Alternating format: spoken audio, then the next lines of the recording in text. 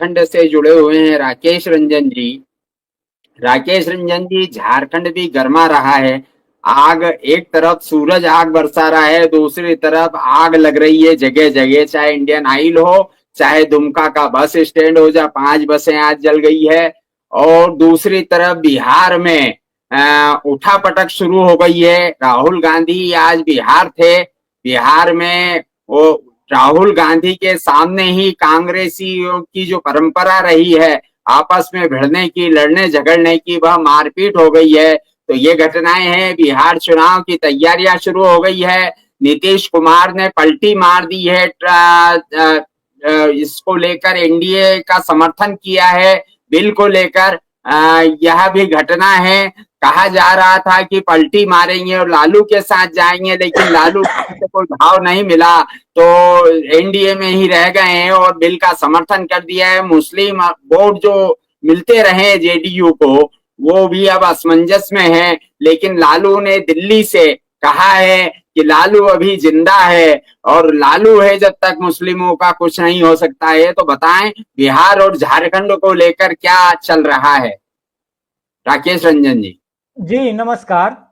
अभी जो भी तमाम बातें हुई उसमें जो खास तौर से सुभाष जी ने एक चिंता व्यक्त की विपक्षी एकता को लेकर के, जो खास तौर से भारतीय सियासत को लेकर के था और बिहार में जो कुछ हो रहा है उसके हवाले से।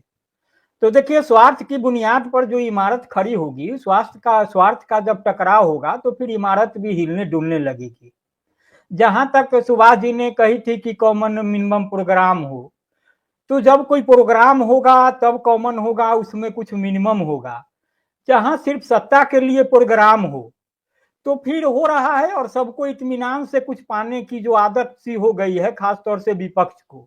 भाजपा को अगर एक तरफ देख रहे हैं तो जितने तरीके से, जितनी लंबी यात्रा में जहां जहां कुछ बदलाव किए हैं रणनीति के स्तर पर और जिन चीजों के स्तर पर, उसके मुकाबले आप विपक्ष को देखेंगे तो तमाम चीजें तत्काल प्रभाव से होती है। उसका दीर्घकालिक कोई हमको नहीं लगता है कि उस पर कुछ अमल होता है, रास्ता निकलता है। खैर, आज राहुल गांधी बिहार में थे और कांग्रेस के बारे में एक बात कही जाती है कि कांग्रेस वहां लालू प्रसाद जी की बी टीम है। लेकिन आज कांग्रेसियों ने जो दम दिखाया बिहार में, जैसे ही राहुल गांधी बिहार की धरती पर पहुंचे, पटना की धरती पर, वहां कांग्रेसियों ने एक दूसरे को ललकारा, दिखाया कि किस तरीके से दम है उनमें। और फिर यह भी दिखाया कि ऐसा कुछ नहीं है, अगर राहुल जी चाहते हैं कि कांग्रेस अपने बलबूते पर आगे बढ़े, और कोई कह रहा है कि कांग्रेसियों में इतनी ताकत नहीं है, उनमें उतना दम नहीं है, तो देखिए मुझ में कितना दम है। एक दूसरे से भिड़े, एक दूसरे को पटका और फिर दिखाया कि देखो किस तरीके से हम दुश्मन को परास्त कर सकते हैं, क्या कर सकते हैं। ये सब कुछ जो है पटना में जो सदाकत आश्रम होता है, कांग्रेस का कार्यालय, वहां होता है। हम बिहार पर भी आ जाएंगे, लेकिन थोड़ा हमको चर्चा कर लेना है कि आज जो हम देख रहे थे शेयर बाजार की हालत जो हो रही थी, खासतौर से अमेरिका की भी चर्चा हुई, तमाम बातें हुई है। वहां जो अभी टैरिफ लगाया गया है और उसके बाद जो उसका असर खासतौर से आज भारत के शेयर बाजार में दिखा है कि बाजार खुलते ही तकरीबन 3500 से ज्यादा अंक से नीचे सेंसेक्स गिरा है। अब यह जो है कोरोना काल जब हुआ था तो कोरोना एक बहाना होता था कि कोरोना के कारण अर्थव्यवस्था पूरी दुनिया की प्रभावित है, तमाम चीजें हैं।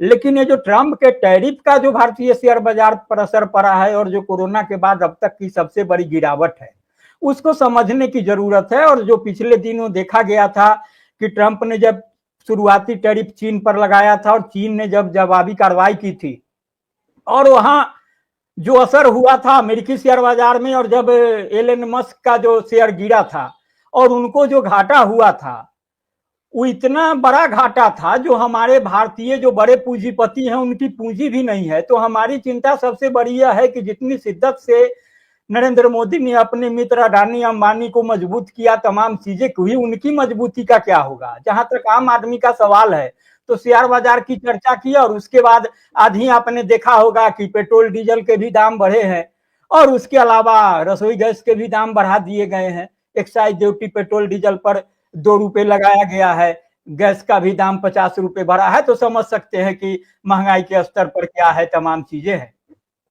तो मैंने जो कहा आपको तो बिहार से पहले झारखंड की बात बता दें तो झारखंड की बात उन्होंने कही, आग लगने की तमाम चीजें। तो देखिए झारखंड में जो तरीके से कुछ आपदा हो जाए, तमाम चीजें हैं तो अप्रत्याशित होती है, लेकिन वहां तो आग पर बसा ही, झरिया कोयलांचल का इलाका जाएंगे तो आग पर बसा हुआ शहर ही कहा जाता है कि जमीन के नीचे आग लगी है, तमाम चीजें हैं।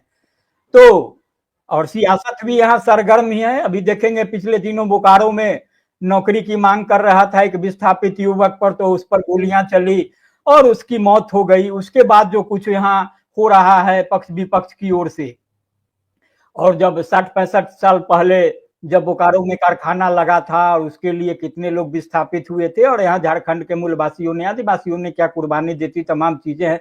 और उसका प्रतिफल आज की तारीख में भी उनको कितना मिल रहा है, किस रूप में मिल रहा है, यह देखने की बात है। बिहार की बात करेंगे तो वक्त संशोधन को लेकर के जो नया कानून आया है उसको लेकर के जो भी चर्चा हो और तमाम चीजें उसका असर बनने की बात हो रही है। खासतौर से बिल आने से, कानून बनने से पहले की जो स्थिति थी वहां देख रहे थे कि नीतीश कुमार का मुस्लिम संगठन लगातार बहिष्कार कर रहे थे, उनके इफ्तार का भी बहिष्कार किया, तमाम चीजें हुई। क्योंकि एनडीए के हिस्सा है नीतीश कुमार, और यह पहली बार नहीं है कि उन्होंने जो है किसी मुद्दे पर जो आम राय बनती दिखती है राजकीय स्तर पर, उससे अलग जाकर के स्टैंड लेते हैं। चूंकि एनडीए में खड़े हैं तो वहां अपना काम करते हैं। लेकिन अब जिस तरीके से नीतीश कुमार के समर्थन को बिल को जिस रूप में परिभाषित किया जा रहा है और तमाम चीजें हो रही है, वह देखने से पहले उसका जो प्रभाव है समग्र रूप से देखना कि क्या असर पड़ेगा, उसके आकलन से पहले यह देखा जाना चाहिए कि जो भाजपा की कोशिश हो रही है, जो अभी चर्चा हुई है, जो ध्रुवीकरण की गोलबंदी की, वही अगर बिहार में विपक्ष भी करता दिख रहा है और उससे उम्मीद पाल रहा है, तो फिर स्थिति क्या बनने वाली है। नीतीश कुमार को अब क्या घाटा होना है, नफा होना है। नीतीश कुमार आज जिस स्थिति में पहुंचे हुए हैं, जहां पहुंचे हुए हैं, उनका उम्र का भी तकाजा है, तमाम चीजें हैं, उनका जो आचरण है, आहार है, व्यवहार है, उस तरीके से खुद अब हाशिए पर जाते दिख रहे हैं। और नहीं तो वक्त का तकाजा है, खुद चले जाएंगे। तो उनको अब खोने की स्थिति नहीं है, खोना बिहार को है, खोना जो सत्ता में आना चाहते हैं, बैठे हैं या नहीं बैठे हैं। तो ये जो ध्रुवीकरण की कोशिश है, जो चीजें हैं, उसको लेकर के जो चीजें हो रही है वह देखने की जरूरत है, और विपक्ष को अपने स्तर पर एकजुट होना है।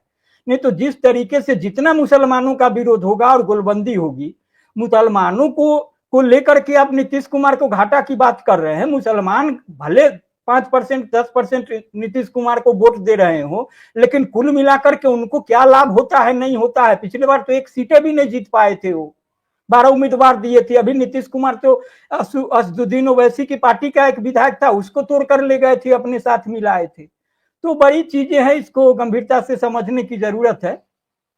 और कुल मिलाकर जो हो रहा है, जिस ओर आते दिख रहा है स्थिति, क्योंकि कुनवा है, एनडीए का मजबूत है, तमाम चीजें हैं, उस मुकाबले में जो कांग्रेस की भी मेहनत है, और कांग्रेस को साथ लेकर के विपक्ष अगर एकजुटता के साथ मैदान में आगे बढ़ती है, दिखती है, तब कुछ सकारात्मक उम्मीद की जा सकती है।